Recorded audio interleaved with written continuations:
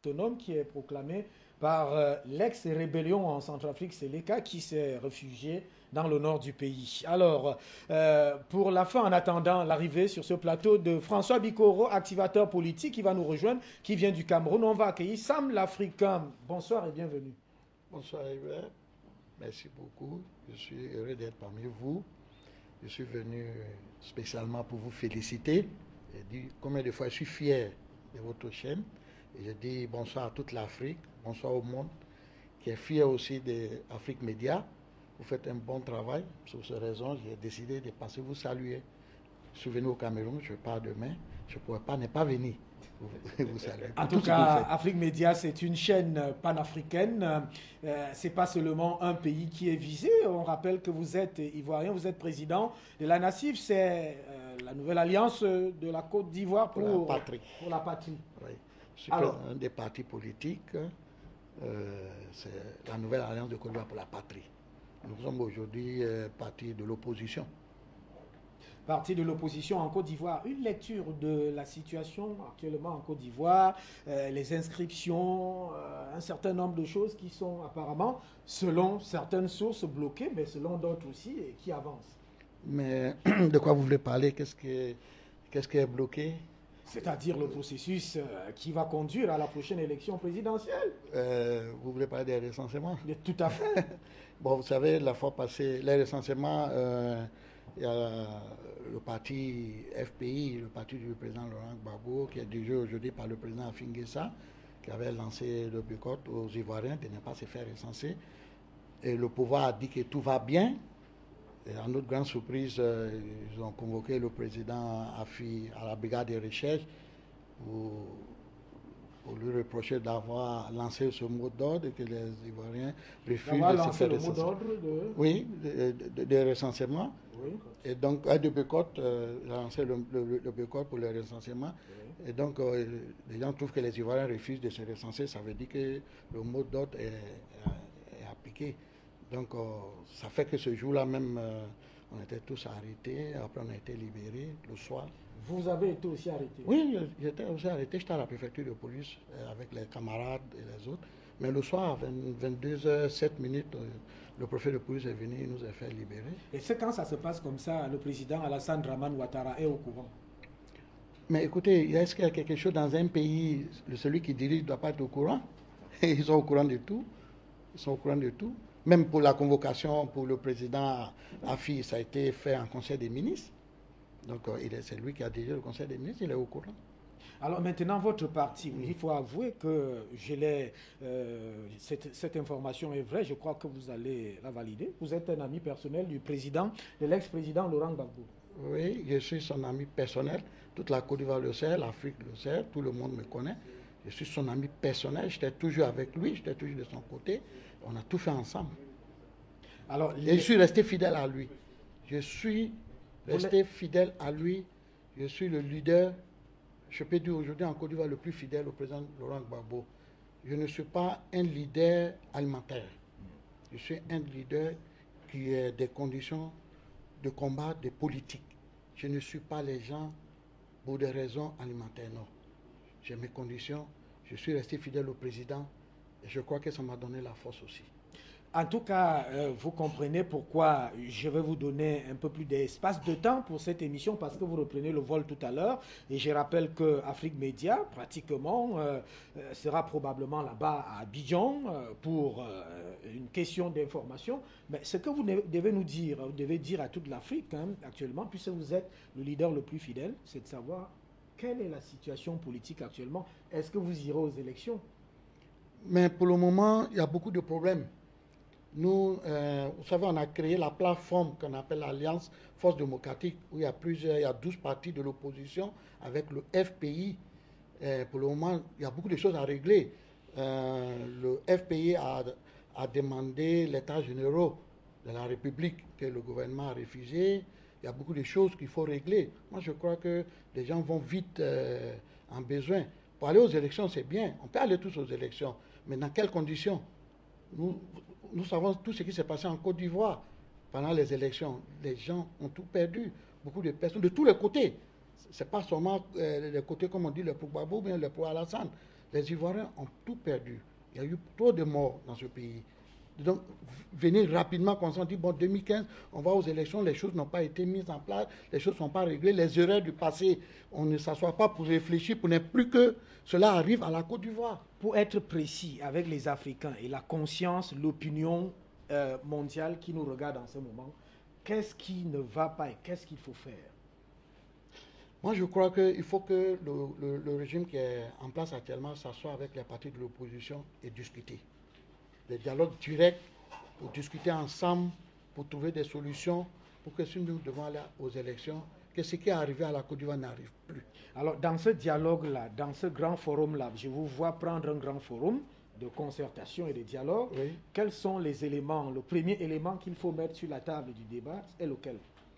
Mais d'abord, il y a plusieurs. Il y a plusieurs. C'est d'abord comment il faut créer la CI. La fois passée, ils ont adopté la loi de la CI, ils ont déposé devant l'Assemblée. L'Assemblée a rejeté pour une date intérieure pour que le gouvernement discute avec l'opposition. Ensemble, nous allons trouver comment il faut mettre ça en place. Parce que c'est important. C'est important de ce qui s'est passé. Il ne faut pas qu'on va oublier ce qui s'est passé en Côte d'Ivoire. Les résultats ont été annoncés dans le QG d'un parti politique. Est-ce que ça, là, c'est validé? Est-ce qu'on doit valider ça? Le QG de parti politique de RHDP. De RHDP, c'est là-bas, ils sont partis annoncer. Ahmed Bakayoko a été pris, Youssouf Bakayoko a été pris, aller à l'hôtel de Gaulle pour annoncer ça. Est-ce que c'est correct? Est-ce que c'est normal? Est-ce qu'on doit toujours continuer dans ça? C'est pour cela qu'il faut s'asseoir et régler les problèmes, c'est-à-dire les erreurs passées, pour éviter que les Africains meurent toujours inutilement. Parce qu'il y a eu trop de morts et ça servait à quoi? Et en Côte d'Ivoire, il y a eu des gens même qui n'ont jamais voté, ils n'ont pas voté ni Alassane ni Gbagbo, ils ont été tués. Ils ont été tués pratiquement des innocents. Alors, oui. Ça, c'est sur le plan politique. Oui. Sur le plan social, la réconciliation dont il est question aujourd'hui, elle en panne ou bien elle avance? Pour moi, personnellement, elle en panne. Elle n'avance pas. La réconciliation n'avance pas. Il faut être sur le terrain en Côte d'Ivoire. Il faut aller dans les villages. Il faut aller rencontrer la population pour savoir que ça n'avance pas. C'est dommage. Moi, je veux que ça avance. Je veux qu'on se réconcilie. Parce que on ne peut pas rester là dans la crise pour dire, bon, il y a eu ça, on continue le débat, toujours dans les histoires, dans les palabres, parce qu'il y a eu tant. Il faut qu'on avance dans la réconciliation. Mais est-ce que le pouvoir qui est là veut qu'on est dans la réconciliation? Admettons maintenant que vous êtes en face du président Alassane Dramane Ouattara, oui, sur ce volet de la réconciliation, oui, de manière précise, oui, en face, qu'est-ce que vous lui direz? Moi, ce que je peux dire au président Alassane Ouattara, la première chose qui est rendre visite au président Gbagbo.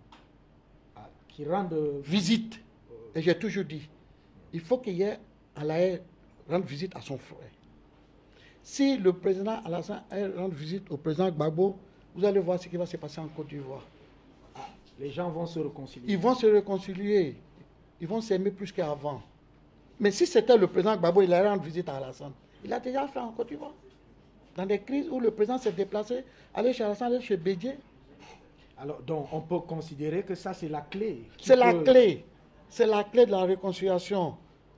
Moi, je pense que le président Alassane, il n'a qu'à faire attention à son entourage. Il n'a qu'à déplacer son salon, déplace les fauteuils. Moi, c'est le conseil que je peux lui donner. Est-ce que vous pensez qu'il peut le faire sous le regard de la France ou de la communauté internationale? Mais qu'est-ce que la France va venir faire dans ça? C'est pour cela que je dis, je vous félicite. Parce qu'il faut réveiller la conscience africaine. Il faut que tous les Africains prennent conscience qu'on doit être indépendant de nous-mêmes, on doit décider de nous-mêmes. Nous avons un arbre qu'on appelle arbre à palabre. C'est là où on règle nos problèmes. Les Africains, ils ont leur façon de régler les palabres, les problèmes. Mais si on veut se mettre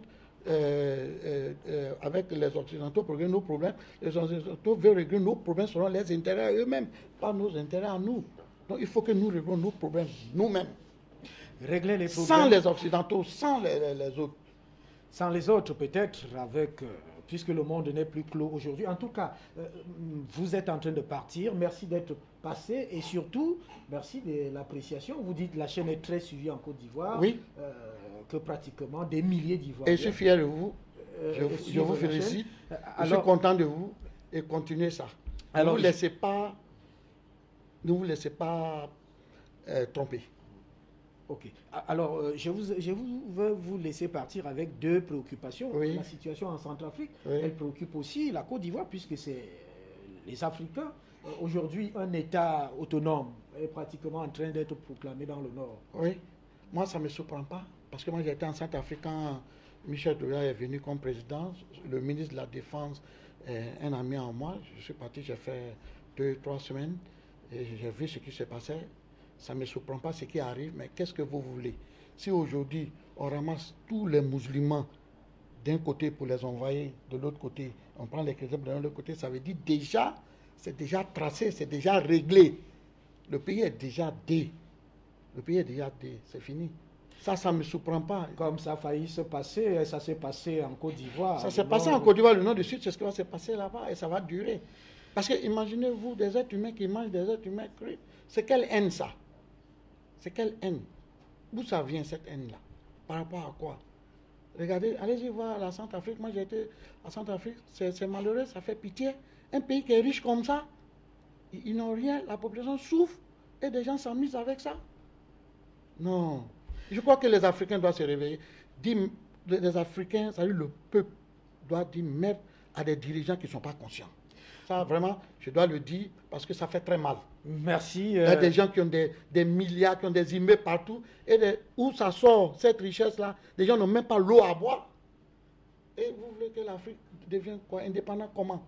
Pour que l'Afrique devienne indépendante, il faut qu'on soit conscient. Chacun de nous, je lance un appel ici, chaque Africain doit être conscient des intérêts. On doit être du vrai patriote, du patriote pour le développement de l'Afrique. Pas être patriote pour détruire l'Afrique. C'est ce que moi je peux lancer un appel à tous les Africains. Il faut que les Africains arrêtent de tuer les semblances noires. Il faut qu'ils arrêtent ça. Ne tuez pas vos semblances pour des intérêts de d'autres personnes. Il faut qu'on mette fin à ça. Prenez conscience. Au lieu que les gens viennent vous donner les fusils, qui vous donnent des tracteurs, des machines d'agriculture, des vins ou des usines, c'est ça qu'on veut. C'est ça qu'on veut pour l'Afrique. On ne veut pas des armes. Merci d'être passé. Je rappelle que vous prenez dans quelques minutes là le vol pour votre pays, la Côte d'Ivoire. En tout cas, je vous l'ai promis, Afrique Média vous l'a promis. On sera avec vous là-bas en Côte d'Ivoire, naturellement dans d'autres pays africains. Pour l'appel que vous avez lancé, il doit traverser tous les pays, les 54 pays d'Afrique. Je vous remercie. C'est vrai, ça me fait mal que je vais vous quitter le plus vite possible, mais le temps n'est pas dans ma main. Et je vais partir, mais je pense, comme je vous ai dit, un jour on va organiser et je vous attends en Côte d'Ivoire. Merci. Dès que vous voulez venir, vous serez le bienvenu, nous on va vous recevoir. Il n'y a pas de problème, merci beaucoup. Je suis très enchanté. Merci, monsieur. Merci beaucoup. Merci maître. Merci, monsieur. Merci. Vous me donnez quand même une seconde? Oui, on va continuer. Merci d'être venu, Sam l'Africain. Merci d'être venu. On va donc prendre la première articulation de cette émission. On va justement aller à Yaoundé, où nous attend déjà là-bas Jean de Dieu Haïssi. Jean